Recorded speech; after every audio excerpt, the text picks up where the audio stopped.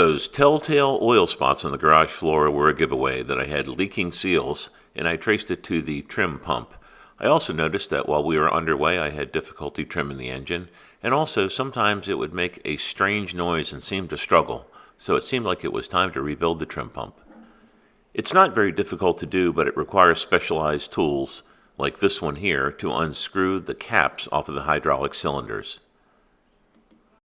It came as a set of 3 individual tools, and the little pins engage with the holes that are recessed on the top of the cylinder. They unscrew that way using a 1/2-inch drive breaker bar, but the problem is they tend to pop out, and once they pop out and get rounded off, it's virtually impossible to get the caps off. So I found this little idea. If you put a piece of PVC over it, and then use the weight of the engine to push down on the PVC, which pushes on the tool, it will keep the tool from popping out while you try to break it loose. Using this method puts a lot more pressure on the tool than I could ever do just by pushing down on it, so it's really helpful.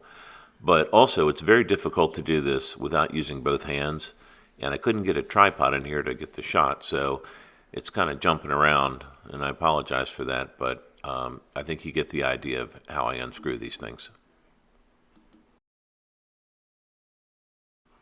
Once the caps are loosened and you pull the pistons out, you can see that there are a variety of seals on them, and I bought a new seal kit for it, and I can put a link to it in the description.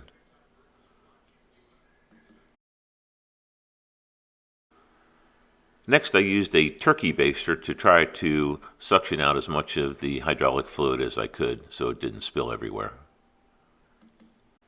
The square tank in the upper right corner of the screen is the hydraulic fluid reservoir, and the black knob is where you fill it with fluid when you're servicing it. You'll notice that this fluid is kind of clear like gear oil, but actually the Yamaha manual recommends using automatic transmission fluid, so that's what I'm going to refill it with. The center ram is the tilt ram, and I could not get this cap off as hard as I tried, and I'll explain what I did later. But this one is very difficult to get off in this particular case. It does use a different size wrench, but I did have it because that came in a 3-pack, but I ended up bending the pins because it was just seized on there. I decided it would be easier to work on this if it were on a bench vise, so I pulled the circlips out and drifted out the pins and just removed the whole pump.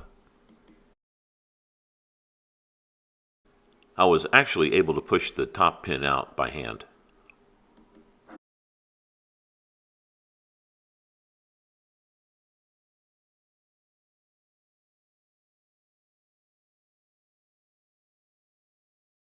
In order to remove the whole assembly from the boat, you have to disconnect the electrical connections. They really aren't supposed to be cut because the water level is right there, and it's a good place for corrosion to get in if you have connectors, even if they're watertight connectors. So it runs all the way up into the cowling, and there are 2 ring connectors that connect. I ended up cutting it anyway, and it turned out I ended up replacing the pump later in the video, so it worked out for the better. But don't cut these wires, the blue and the green wire. You should always disconnect them under the cowling instead. Now we have the unit off and on the bench, and we're going to connect to some power to see if the rams move. When it's connected to positive, blue is up towards the sky and green is down towards the ground. That's an easy way to remember. And when I connect these to the battery, the ram should move.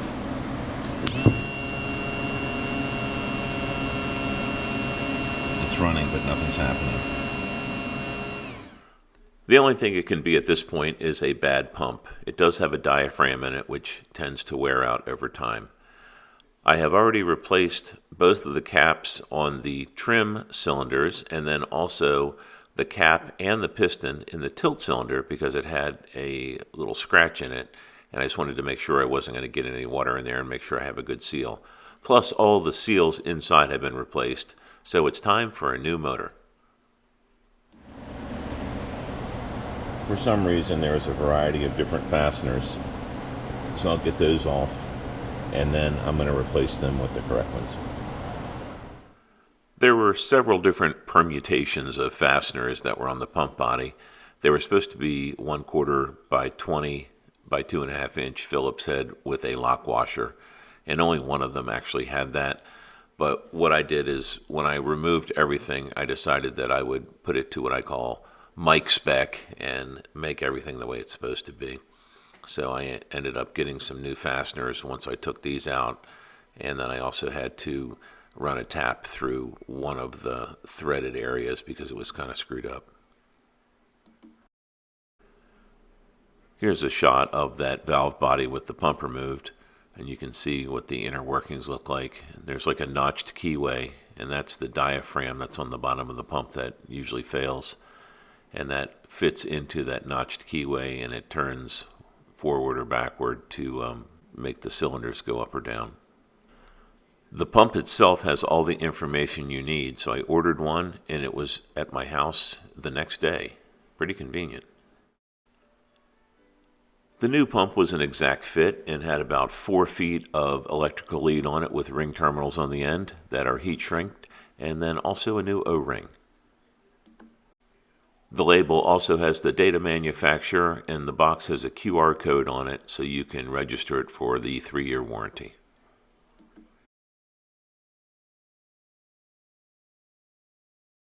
Before I put the pump back onto the valve body, I needed to tap that one screwed up thread.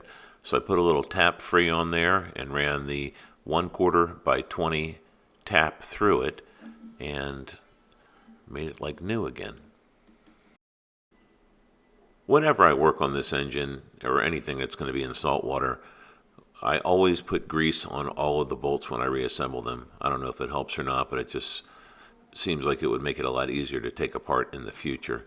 I just use some mercury marine grease and put it on all the bolts before I put them back in, and I haven't had any problem with any seizing or galling. These are the new bolts that I got. They're stainless steel, 1/4 by 20, and they are Allen head bolts, so they won't strip. Reassembly is very easy. You just put the included new O-ring on the base, and then when you put the pump back on the valve body, make sure that that little straight area is lined up with the recess that is on the valve body. It kind of only goes one way, and then bolt everything down with equal torque. Don't forget to get the two pieces to mesh together, and if you need to, you can reach up and twist the part on the pump a little bit to get it to line up.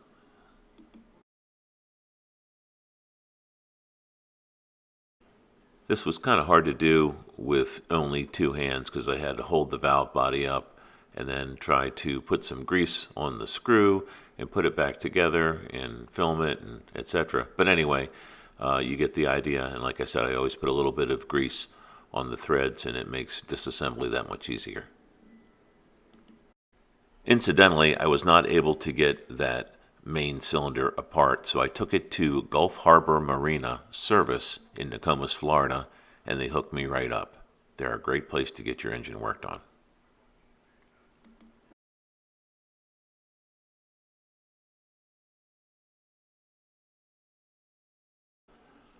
Now it's time to add automatic transmission fluid into the reservoir.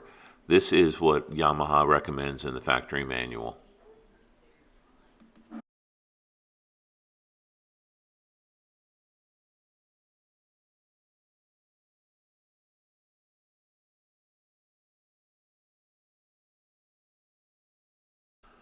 Once it's full of ATF, put the black cap back on and stand the unit upright. Now you can connect the power leads and see if it works.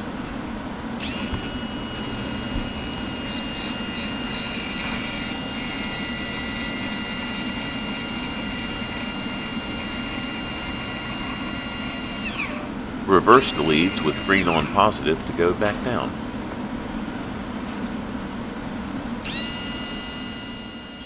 Once you've cycled it up and down a few times to get rid of any air bubbles, you can slowly open the cap on the reservoir and you'll hear some air burp out of it.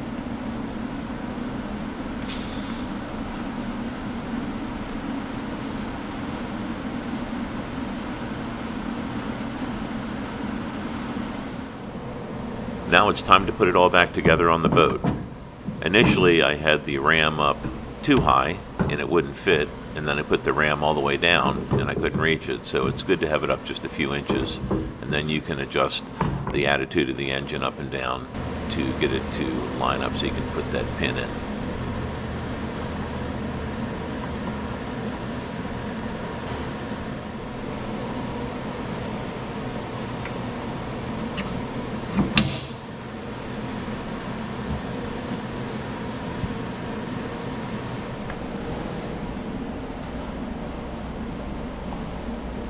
The wires have to get routed up through here,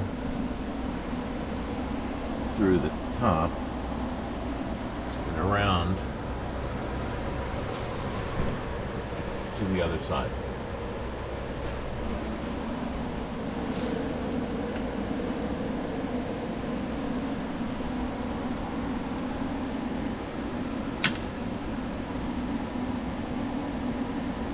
Kind of hard to do this one-handed.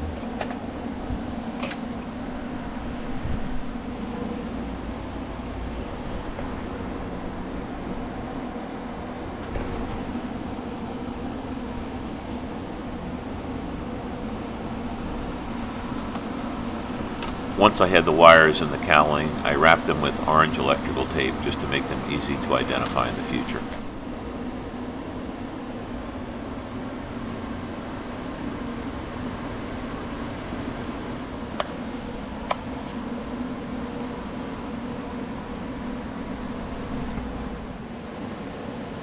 Don't forget to reinstall the circlip on the end of the pin.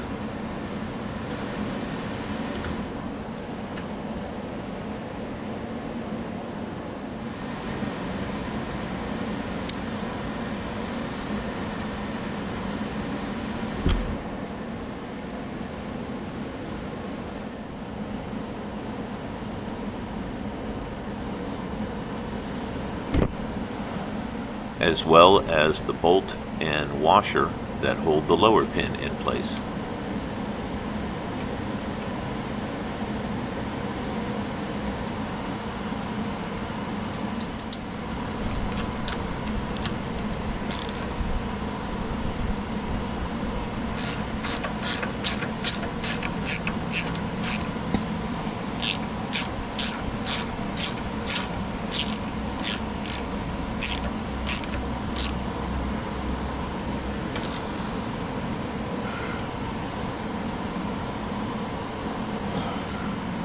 And finally, reconnect the anode wire.